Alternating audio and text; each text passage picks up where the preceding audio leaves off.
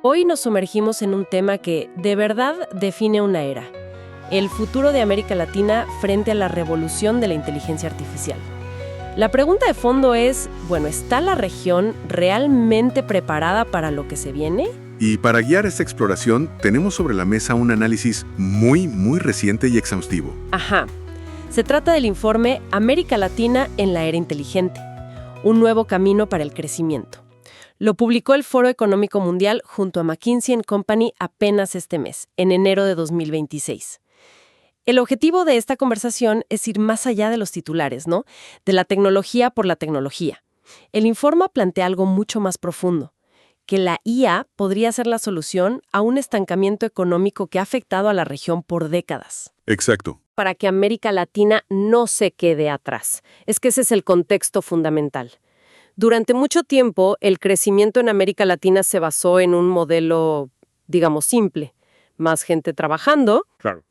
Pero ese modelo, por razones demográficas, se está agotando. La productividad, o sea, generar más valor con el mismo esfuerzo, nunca ha sido el motor. Y es ahí donde el informe posiciona a la IA no como una opción, sino como una necesidad estratégica para cambiar de rumbo. Ok, vamos a desempacar eso, porque el concepto de productividad a veces suena un poco abstracto. ¿Hay algún dato en el informe que realmente nos ponga los pies en la tierra sobre la escala del problema? Lo hay, y es un dato que te obliga a prestar atención. El análisis muestra que en la última década, entre 2015 y 2024, Ok, la productividad laboral en América Latina no es que haya crecido poco, es que se contrajo. como que se contrajo. Sí, cayó a un ritmo promedio de 0.3% cada año. O sea, íbamos para atrás. Íbamos para atrás. Se estaba generando menos valor por hora trabajada que 10 años antes. El poco crecimiento que se vio vino, como decíamos, de que había más gente trabajando, y ese motor ya no tiene el mismo empuje. Entiendo. El modelo se estaba quedando sin combustible, y ahora la demografía le cierra el grifo. El barco se estaba deteniendo. Esa es una buena analogía. Y en este escenario, la IA aparece como un motor completamente nuevo, de una potencia, nunca antes vista. Lo fascinante aquí es que el informe se atreve a cuantificar esta oportunidad. A ver. Calcula que una adopción exitosa de la IA podría inyectar a la economía regional entre 1.1 y 1.7 billones de dólares adicionales. Espera, frena un momento. Dijiste billones con B, o sea, trillones en la escala anglosajona. 1.7 trillion dollars. 1.7 trillones de dólares. Cada año. Cada año. Para ponerlo en perspectiva, eso es más que el Producto Interno Bruto completo de un país como México. O como Brasil. ¡Wow! No estamos hablando de una mejora marginal. Es una cifra que tiene el potencial de redefinir por completo el panorama económico. Es que es una cifra que rompe la cabeza. Cuesta incluso procesarla. Pero más allá del titular monetario, ¿qué significa eso en la práctica? ¿De dónde saldría todo ese valor? Significa un cambio de paradigma. Ese dinero no aparece de la nada. Es el resultado de un salto cuántico en la productividad. Claro. Esos 1.7 billones se traducirían en un crecimiento anual de la productividad de entre 1.9 y 2.3%. De menos 0.3 a más de 2%. Exacto. Es pasar de ir marcha atrás a viajar en un tren de alta velocidad. El valor saldría de optimizar todo: cadenas de suministro, acelerar la investigación científica, personalizar la educación, hacer la agricultura más eficiente, de transformar casi todos los sectores. El potencial es innegable, casi abrumador. Pero una cosa es el plano y otra muy distinta el edificio. Si queremos construir algo tan grande, necesitamos cimientos sólidos. ¿Cuenta la región con la infraestructura básica para soportar esta revolución? Esa es la pregunta clave. Y el informe presenta un panorama de claroscuros, con ventajas muy claras y desafíos enormes. Del lado positivo está la energía. La IA es súper intensiva en consumo eléctrico, y países como Brasil, Chile o Paraguay tienen un potencial gigantesco de energía limpia, renovable. Ok, eso es una ventaja competitiva enorme. Enorme. Ideal para instalar centros de datos sostenibles. Brasil, por ejemplo, ya saca casi el 88% de su electricidad de fuentes renovables. Eso suena como una ventaja estratégica real en un mundo que busca la sostenibilidad. Pero imagino que no todo es tan sencillo. Para nada. porque la IA no solo consume energía, consume recursos de forma masiva, especialmente agua. Agua para la refrigeración, claro. Exacto. Y aquí el informe pone un ejemplo muy concreto que ilustra la atención. Querétaro, en México. Ajá. Se está convirtiendo en un gran polo para centros de datos, pero ya existe un debate público muy intenso sobre el uso del agua de estas instalaciones en una zona con estrés hídrico. Un centro de datos pequeño puede llegar a consumir el agua de 300,000 personas en un año. Es una tensión brutal. El progreso tecnológico contra un recurso básico como el agua. Y supongo que el otro pilar de esta infraestructura es la conexión a Internet. Si la IA es el motor, Internet son las autopistas. ¿Cómo están esas vías? Ahí es donde la balanza se inclina hacia el lado de los desafíos. El informe es tajante y habla de una persistente brecha de conectividad urbano-rural. ¿Qué tan persistente? Las cifras son elocuentes. Mientras que el 74% de los hogares urbanos tiene Internet fijo, en las zonas rurales esa cifra se desploma al 42%. Más de 30 puntos de diferencia. Más de 30 puntos. Eso es un riesgo gigantesco. Significa que esta revolución, en lugar de cerrar brechas, podría crear un abismo todavía mayor entre la ciudad y el campo. Dejar a comunidades enteras desconectadas del futuro. Y no es solo un riesgo, es casi una certeza si no se actúa. El informe lo llama la paradoja de la productividad, la misma herramienta que podría nivelar el campo de juego sin la infraestructura adecuada, convierte las brechas en abismos. Y esto nos lleva a la raíz del problema, la inversión. La inversión. Y los números reflejan una desproporción crítica. América Latina representa casi el 6.3% del PIB mundial, Ok, pero solo atrae el 1.6% de la inversión global en IA. es poquísimo. Muy poco. Aunque oímos grandes titulares como el proyecto StartGate de OpenAI en Argentina o las inversiones de AWS y Microsoft, la realidad es que falta el capital a gran escala para cerrar estas brechas fundamentales. Entonces, tenemos una infraestructura con potencial en energía limpia, pero con tensiones en recursos como el agua y una brecha digital preocupante. Pero, ¿qué pasa con las empresas? Porque uno lee en las noticias y parece que todas las compañías ya están usando IA. ¿Qué dice el informe sobre la adopción real? Aquí es donde el análisis se pone fascinante, porque revela una paradoja que creo que es el corazón del diagnóstico. El informe se basa en una encuesta a casi 130 líderes empresariales de la región, Ajá.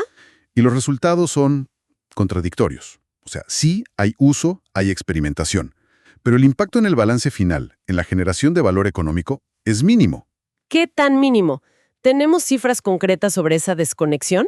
Las cifras son muy elocuentes y, la verdad, un poco alarmantes. Solo el 23% de las organizaciones dice generar algún tipo de valor económico con la IA. Solo 1 de cada 4 más o menos. Exacto. Y si subimos la exigencia y preguntamos por un impacto significativo, la cifra se desploma a un minúsculo 6%. 6%. 6 de cada 100 empresas en la región están realmente moviendo la aguja de su negocio con inteligencia artificial. Eso es increíble. Hay un 94% que o no genera nada de valor o el valor es casi irrelevante. Esto choca con la percepción pública. ¿Cuál es la explicación para esta paradoja? La clave está en el cómo se está usando la tecnología. La adopción es, en su mayoría, superficial. Se limita a herramientas de productividad personal. O sea, Los empleados usan IA generativa para escribir correos más rápido, para resumir documentos, para preparar presentaciones. Son ganancias de eficiencia individuales, pero que no cambian cómo opera la empresa. entiendo. Es como darle a un equipo de construcción martillos más rápidos, pero seguir construyendo la casa con los mismos planos y métodos de siempre. Esa es una analogía perfecta. El valor transformador no está en los usos individuales, sino en integrar la IA en el corazón de los procesos. Pongamos un ejemplo, una empresa de logística. ¿Ok? Usar IA para que los gerentes escriban mejores informes. Esa es la ganancia del 1%. Usar IA para rediseñar por completo y en tiempo real todas las rutas de entrega, optimizando combustible, tiempos, capacidad. Esa es la transformación. Y eso es lo que muy pocas empresas están haciendo. Comprendo el problema en las grandes corporaciones, pero ¿qué pasa con la tienda de la esquina o la fábrica familiar? Las pymes. Ellas son la columna vertebral de la economía en la región. Ahí es donde el informe enciende la mayor alerta roja. La situación de las pequeñas y medianas empresas es crítica. Un 59%, casi 6 de cada 10, reporta generar cero valor medible con la IA. ¡Cero! Cero. Y si recordamos que las pymes son el 99.5% de todos los negocios en América Latina, bueno, entendemos la dimensión del problema. Eso significa que la brecha de productividad que ya existe entre los gigantes y las pymes, que siempre ha sido un problema, podría convertirse en un abismo insalvable. Exactamente. En países como Brasil y México, esa brecha ya es del 46 y 53%.